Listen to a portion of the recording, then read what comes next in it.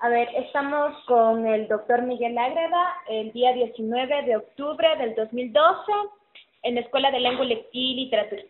Vamos a hablar acerca de qué es la jerga. En este caso, doctor, ¿qué es la jerga en sí? Bien, la jerga corresponde a una categoría conceptual de la sociolingüística.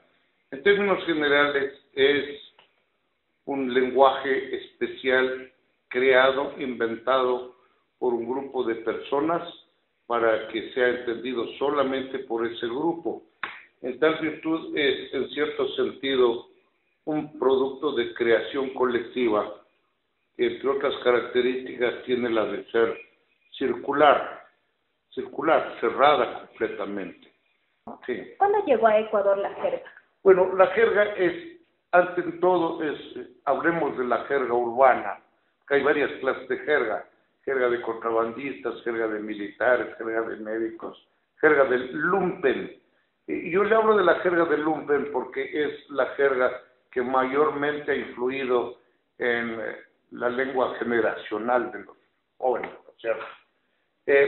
Y la jerga del lumpen tiene unas características específicas.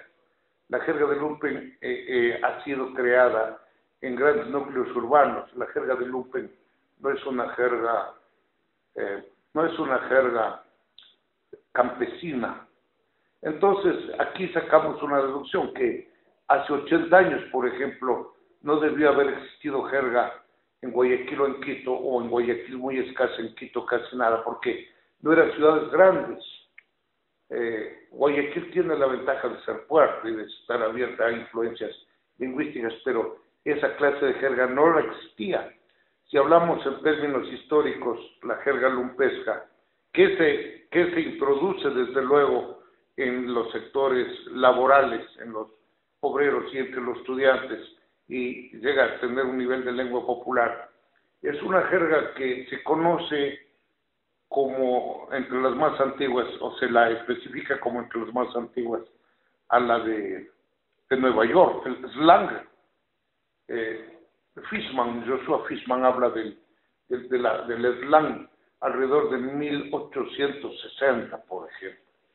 Luego viene otra jerga importante acá en Sudamérica, que es el lunfardo argentino. El lunfardo argentino que se produce por las enormes oleadas de inmigración europeas, sobre todo italianas, década de 80, con lo cual vamos a decir que la jerga argentina, el lunfardo, tiene una antigüedad superior a los 120 años. Ese fenómeno también ocurre en Santiago de Chile, década de 1920 posiblemente, y ahí se denomina COA. Y recién en 1974, cuando empieza el vía satélite, ya nos conectamos directamente con Guayaquil. De tal manera que Quito no concebía todavía con una forma de hablar de la común, no conocía la jerga guayaquileña, que parece indicar, de acuerdo a estudios de lingüistas, algún lingüista guayaquileño, que la jerga guayaquileña toma fuerza en la década de 1950 a imitación de la chilena y de la argentina, y se llama coba. Es coa en Chile, coba en Guayaquil. En la década de 1970 sube la coba guayaquileña acá a la sierra. Yo tengo esa teoría porque yo he vivido eso, y empieza a popularizarse con la televisión vía satélite y con las carreteras, etcétera, etcétera. Sin embargo, uno también tiene que darse cuenta que en ciudades como Milagro, como Durán, como Machala, como Esmeraldas, como Manta, la jerga guayaquileña es bastante receptiva, mucho antes que en Quito. Le voy a dar una expresión. Cuando hace alrededor de la década de los 80, aquí se burlaban cuando alguien decía, ¿cómo está mi loco?, que era una expresión traída por los guayaquileños, y ahora todo el mundo dice, ¿cómo estás loco?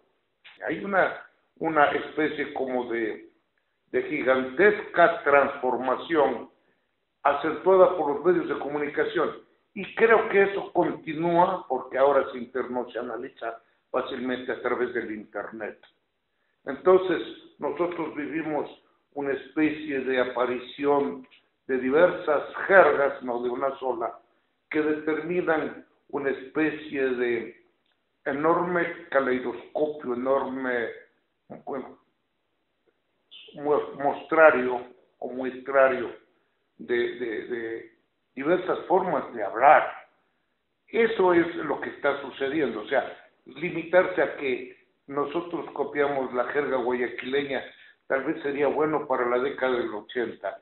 En este momento las jergas, que son sumamente dinámicas, están evolucionando y transformando rotundamente el habla quiteña. ¿Cree usted que todos los grupos de jóvenes tienen un tipo de jerga especial? ¿Cómo les afecta en su vida diaria el hablar jerga? Bueno, hay una serie de situaciones. La jerga, por ejemplo, si hacemos alguna investigación tendría que hacerse. La jerga tiene mucho más presencia en la urbanidad hablando de ciudad.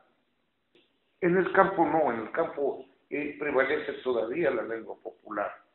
Sin embargo, en un estudio que se hizo en la población de Cañar hace 4 o 5 años, alguna persona la mencionaba en el diario El Mercurio, términos como se está cargando, como este man, como por ejemplo, diga usted, Simón Loco, ya se utilizan ahí. Y eso es por influencia de las ciudades grandes, por influencia del celular, por influencia, el celular como medio, no como contenido, es decir, como productor de contenidos, sino como transmisor de mensajes sumamente eficiente e idóneo. Y eso hace que los jóvenes tengan hoy una enorme cantidad de posibilidades de aprender. Es más, a través de la historia, en psicolingüística se ha querido demostrar de que a través de la historia las generaciones jóvenes tienen una forma diferente de hablar. ¿Por qué? Porque están afianzando su personalidad, que la lengua cambia por el habla y que el habla hace cambiar la lengua por variantes que no son lingüísticas, sino extralingüísticas. Una de esas es la acepción del joven, sobre todo cuando se informaliza y cuando la sociedad se liberaliza, en el sentido de presentar una propuesta lingüística diferente al adulto. Eso, por ejemplo, si hablo de mi padre, eso no se daba, porque hace 80 años los jóvenes eran sumisos a los dictados de una cultura cuyo centro era el hogar. Tal vez habían expresiones generacionales y deben haberlas existido, pero hoy es total y absolutamente general. Es un fenómeno que debería ser investigado a fondo. ¿En qué se diferencia la jerga del argot? Bueno, el argot es una expresión francesa, el argot, y se refiere específicamente a grupos que no corresponden al lumpen. Pero en definitiva, esa polémica entre jerga y argot parece que se ha superado porque se dice en el argot de los criminales, en el argot del lumpen se dice.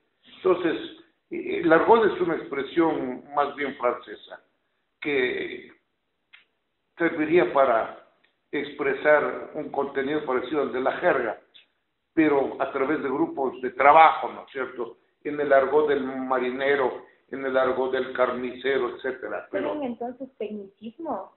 Tal vez sí, tal vez. Pero realmente la acepción que se ha impuesto ahora en sociolingüística es el estudio de la jerga.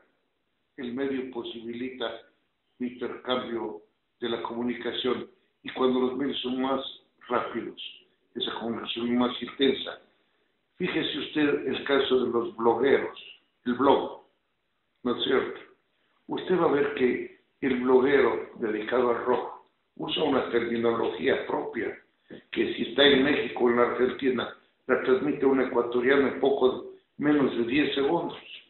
Entonces eso se aprende, o sea, las redes comunicacionales La jerga en algún momento podría terminar siendo lengua popular, asimilarla como lengua No, popular. no, sí, se asimila como lengua popular. Claro que se asimila. En el momento que usted dice, por ejemplo, en Guayaquil, las señoras dicen, tengo mucho pacheco. Claro. O dice, por ejemplo, estoy chido. Es lengua popular. Pero el problema está en lo siguiente, ¿no? Que toda lengua popular, entre una de sus características, es la de ser regional, jamás internacional. Sea lengua popular tomada de la jerga o no. Decir, por ejemplo, puchica, el quiere, que nosotros lo entendemos. Eso no nos sirve afuera.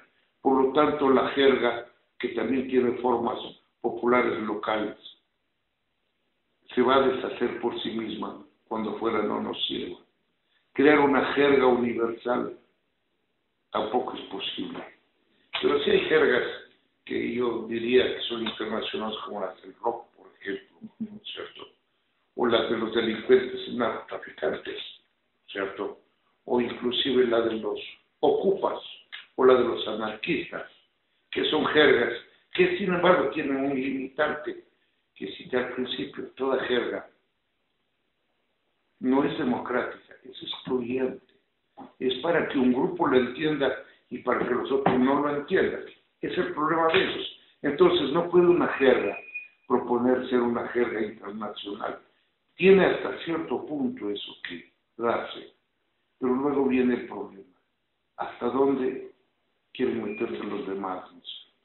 No los vamos a dejar meter. Es lo nuestro. Es excluyente.